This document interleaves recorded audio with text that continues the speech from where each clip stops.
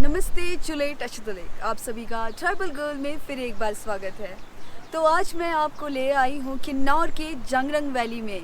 जी हाँ, इस वक्त हम हैं जंगरंग वैली के बेहद ही खूबसूरत गांव में, जिसका नाम है रारंग, जिसे तिदंग के नाम से भी जाना जाता है।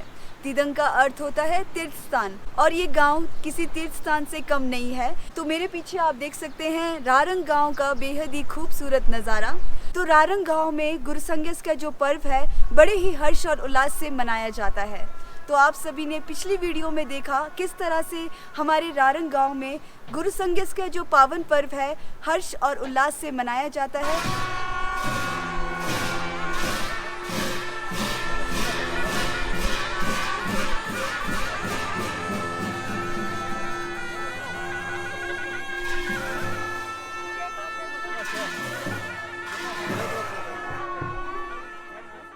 तो आज की वीडियो में हम बात करने वाले हैं रारंग गांव के बारे में। तो आज हम जानेंगे करीब से रारंग गांव को। नमस्कार, मैं ग्राम पंचायत रारंग का प्रधान राजेंद्र सिंह नेगी है। तो यहाँ पर ग्राम रारंग आने के लिए आपका मैं स्वागत करता हूँ। आते ही आपने ये देखा होना कि परे जहाँ पर स्थानीय गांव का गेट है, गेट पर आपने ज़रूर पढ़ा होना कि भी यहाँ पर ये जो तिथंग देशंग रारंग है। तो तिथंग देशंग रारंग आपका स्वागत तो करता है। तिथंग देशंग क्या है? ये तिथंग का मतलब होता है तीर्थ स्थान। यहाँ पर तीर्थ, यहाँ पर काफ़ी पहले से जो धार्मिक कार्यक्रम है या हर एक चीज़ वो है, यहाँ पर काफ़ी ज़्यादा होता है। यहाँ पर एक काफ़ी बड़ा मोनेस्ट्री है, तो यहाँ पर काफ़ी लामा लोग रहते हैं यहाँ पर, और धार्मिक कार्य होता रहता है। इसके अलावा यहाँ पर एक धार्मिक स्थान इसलिए भी मानते हैं कि भी यहाँ पर जो ये शादी ब्याह होता है तो उसमें जो ये मांस का प्रचलन यहाँ पर नहीं होता है।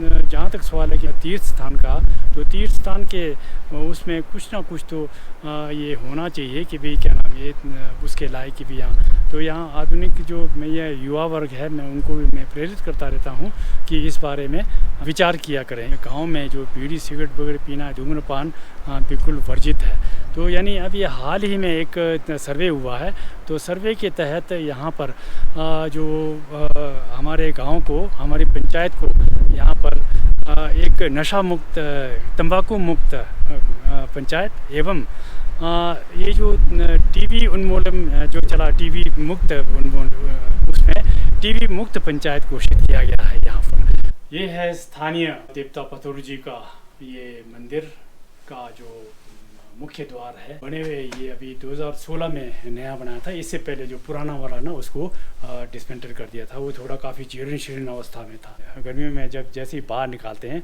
तो ये चौरंग बोलते हैं, जिसमें इसमें बिठाते हैं देवता पथुर जी को।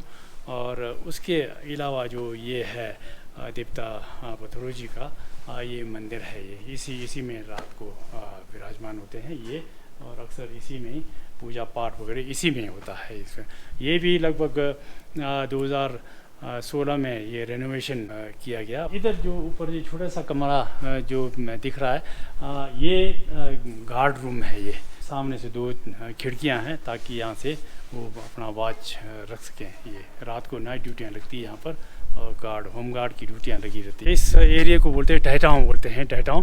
तो डहटाओं में यहाँ पर अक्सर गर्मियों में हवा बहुत तेज़ चलती है, जिस कारण ना तो अभी तो खैर थोड़ा कम है, पर दिन को काफ़ी तेज़ हवा होती है। इस ज़माने का बना होना और ये इस टाइप के जो मकान हैं ये अब बनना बड़ा मुश्किल है। क्योंकि अब जंगल में इस टाइप के पेड़ मिलते ही नहीं है। कहना मतलब ये है, आजकल जितने भी मकान बनते हैं आरसीसी टाइप के बनते हैं, जो स्वास्थ्य के लिए हमारे बिल्कुल ख़राब है। वो हमारे बुज़ुर्ग बोलते हैं कि भूकंप आए चाहे कुछ भी आ जाए, तो ये गिरता नहीं है बोतल की तरह, बेशक ऐसा गिर जाएगा पर यूँ ख़राब नहीं होगा, यूँ इतना महत्व देते थे इसको।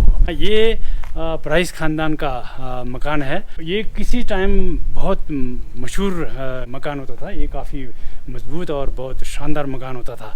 तो इसमें एक रात यहाँ पर भूतपूर्व एवं स्वर्गीय श्री राजा वीरभद्र जी जब मुख्यमंत्री थे तो उनको भी यहाँ पर एक रात यहाँ पर ठहरने का मतलब अवसर मिला था, और इससे यहाँ का जो है इस घर का इम्पोर्टेंस और ज़्यादा बढ़ गया था। ये हमारा पुराना बावड़ी है।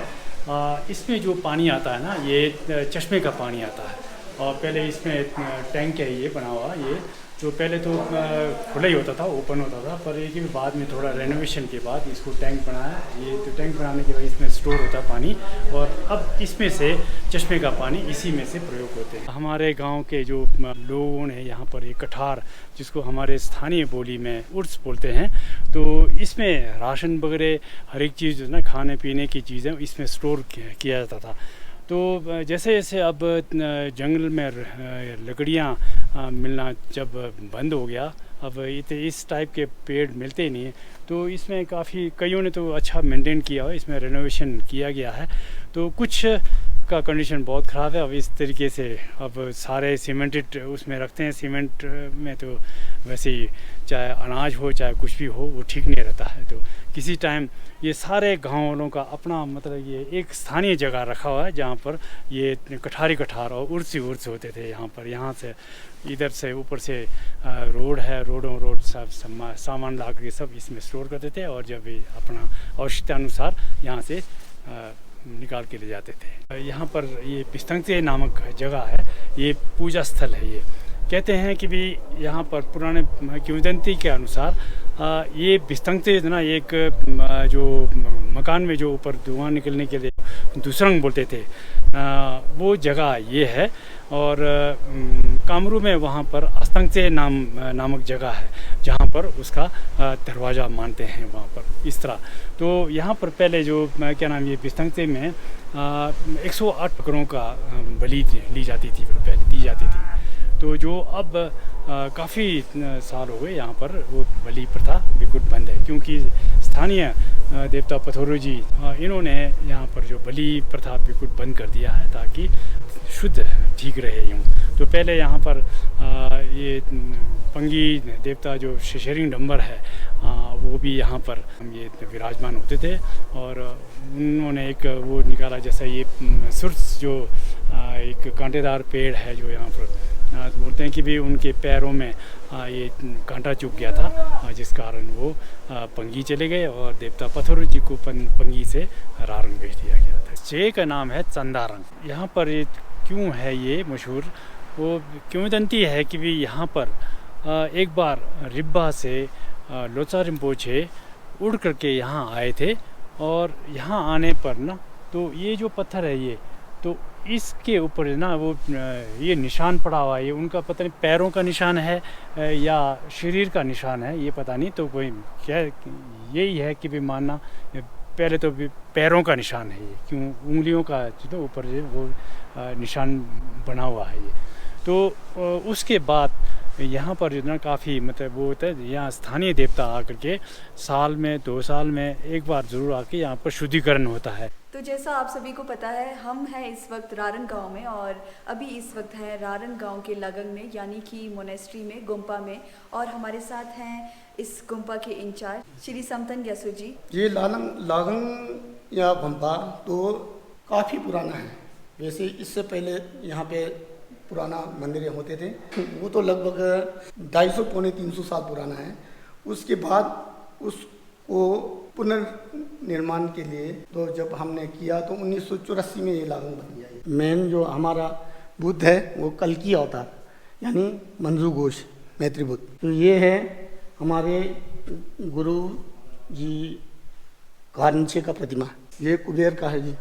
यहाँ ये गुरु मछ गुरु पद्म संभव का।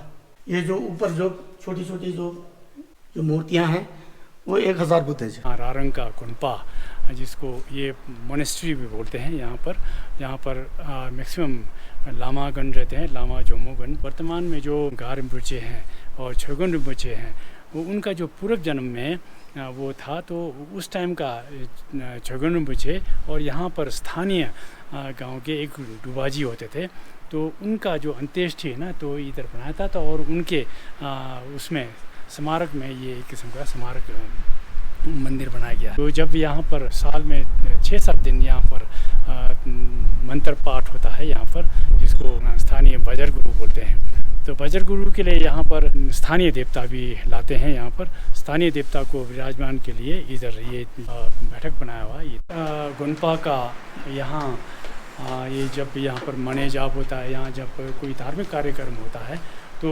यहाँ जितना ये बनाने, यहाँ लोगों को मतलब या लामा लोगों को जो खाना बनाने के लिए ये बड़ा ये मेस है, ये जहाँ पर गांव की स्थानीय महिलाएं जो योगदान दे रही है अपना काम, क्या नाम, खाना वाना बनाने के लिए। गुनपा का जो छत है, यहाँ से ये स्थानीय जो रारंग गांव का जो विहंगम दृश्य है यहाँ से दिखता है, यूँ शानदार, ये बढ़िया। पर ये ढलान की वजह से कुछ पोर्शन नहीं दिखेगा ऊपर, बाकी इतना उस अगली तरफ कुछ ऐसा पार दिख रहा है, वो गांव रिब्बा आता है। तो रिब्बा भी आधा पोर्शन आता है। तो हमारी जो पंचायत है, ये पंचायत ठोपन से लेकर के खतरा तक है फैला हुआ ये। तो पहले ये तो अकपा तक होता था, अकपा जो 2020 में छोटा सा पंचायत अलग होने के कारण आज सिर्फ ठोपन से खतरा तक है, ये एक पंचायत में आता है। जैसा रहा पार ये क्या नाम रिब्बा वाला जो पोर्शन है, इससे आगे ऊपर जो इतना ये दिख रहा है, ये सब रिब्बा वालों का कंडे वाला जो बगीचा है, यहाँ इनका काफ़ी ऊपर तक है बगीचे बने हुए। यहाँ पर सेब काफ़ी निकलता है। ये इधर आगे इधर वो पंगी गांव है, हमारा पड़ोसी गांव। तो ये पहले जितने भी बारीक एक रोड नज़र आ रहा है, ये पुराना ओल्ड HT रोड बोलते हैं इसको, हिंदुस्तान तिब्बत रोड।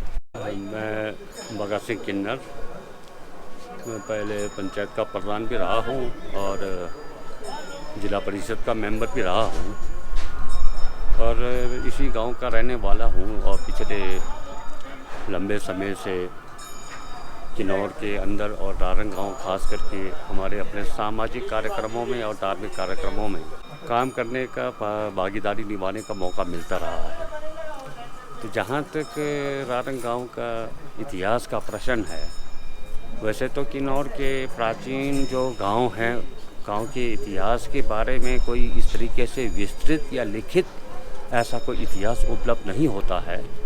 फिर भी जहाँ तक रारंग गांव का सवाल है, तो ये रारंग गांव बहुत ही प्राचीन गांव है, जो आज जहाँ पर ये गांव बसी है। ये मूल रूप में जब पहले शुरू में जो है तो ये गांव यहाँ नहीं था। ये गांव यहाँ से काफ़ी ऊंचाई पर इस गांव का जो शुरू में ये गांव बसा था। तो बाद में कुछ प्राकृतिक कारणों से ये गांव वहाँ से शिफ्ट होकर के वर्तमान में जो आज जो यहाँ जहाँ बसी है, ये गांव यहाँ पर स्थापित, यहाँ बस गए थे यहाँ के लोग। तो जोग्राफिकल हिसाब से देखा जाए तो ये एक गजमुखी पाषाण के ऊपर जो है तो ये गांव बसा है। तो इसका कहते हैं कि अगर कोई अब इतिहास के अंदर या कई ऐसे संस्मरणों में ये बात आती है कि ये जो रारंग गांव का जो भौगोलिक स्थिति है, ये हाथी के सूंड के शक्ल का है। तो आप अगर सब लोग ध्यान से देखेंगे तो अब पश्चिम की दिशा की तरफ को जाकर के गांव के जो स्थिति है या गांव का जो अपना जो एक फिजिकल जो स्ट्रक्चर है, अगर आप उसको देखते हैं तो सही मायनों में ये एक हाथी के सूंड पर जैसा दिखता है। तो रारंग गांव ये अर्ध वैदिक और महायान परंपरा का सीमा सतल है, ये एक संगम बिंदु है। वास्तविक रूप से अगर देखा जाए तो जिला किन्नौर में जो बौद्ध महायान परंपरा है, उसका मूल जो ऐतिहासिक प्रमाण है वो रारंग गांव से शुरू होता है। कल्पा जो सब डिवीज़न है उसमें तो कल्पा पार्टिकुलर कल्पा गांव के बारे में, जिसको हम प्राचीन समय में चीने कहते थे, तो इसका इतिहास मिलता है।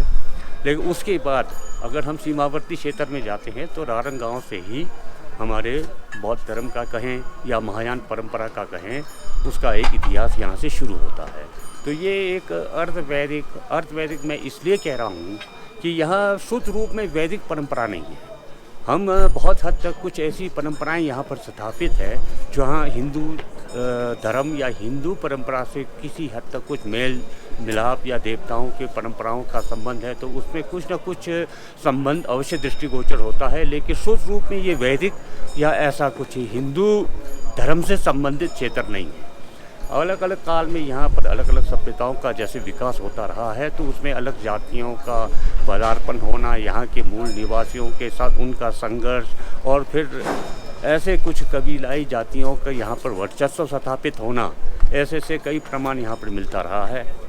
तो रारंग गाँव का जैसा मैंने बताया कि ये सीमा पर है, सीमा एक संगम बिंदु है। यहीं से अर्ध वैदिक और बौद्ध महायान परंपरा की परंपराएं जो है तो प्राचीन काल से चली आ रही है। और जहाँ तक हमारी किन्नौर में बौद्ध परंपरा का पदार्पण का प्रश्न आता है तो ये हमारा सम्राट अशोक के साथ इसका शुरू होता है। सम्राट अशोक ने जब बौद्ध धर्म को एक राजकीय धर्म बना करके पूरे देश में, पूरे भारत में जब इसका प्रचार किया तो उन्होंने अपने कुछ लोगों को हिमालय के इन क्षेत्रों में धर्म प्रचार के लिए भेजा था। तो ये गांव जो है तो आरंभ से ही बौद्ध धर्म का एक प्रधान केंद्र बिंदु रहा है। और आज तो ये 1959 के बाद जब से तिब्बत में चीन का जो है तो बहुत बड़ा एक तिब्बत के ऊपर आक्रमण हुआ और वहाँ के बौद्ध परंपरा के बड़े बड़े सिद्ध धर्म गुरुओं को निर्वासित होकर के दूसरे देश के हिस्सों में, दूसरे क्षेत्रों में जाना पड़ा तो बहुत सारे बड़े बड़े धर्म गुरु जो तो भारत में आए। उसी परंपरा में, उसी श्रृंखला में परम पूजनीय जो इससे पहले 8वें जो छगन रिम्पोछे जी थे, जो तिब्बत के खम स्टेट के दक्षिण छकर मठ के सबसे बड़े गुरु थे, तो छगन रिम्पोछे जी भी किन्नौर में आए और इसी गांव को उन्होंने अपना निवास स्थान बनाया था। उनका जो परिनिर्वाण है वो भी इसी गांव में हुआ था।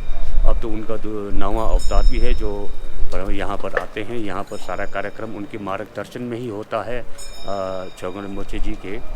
और उनके बाद जो है तो उनके साथ साथ फिर उसी मठ से संबंधित जो है तो गारे रिम्पोछे जी आए और गारे रिम्पोछे जी ने ही ये जो गुरु संगत का है रारंग का, ये परंपरा 1964-65 के दशक में उन्होंने यहाँ पर शुरू की थी।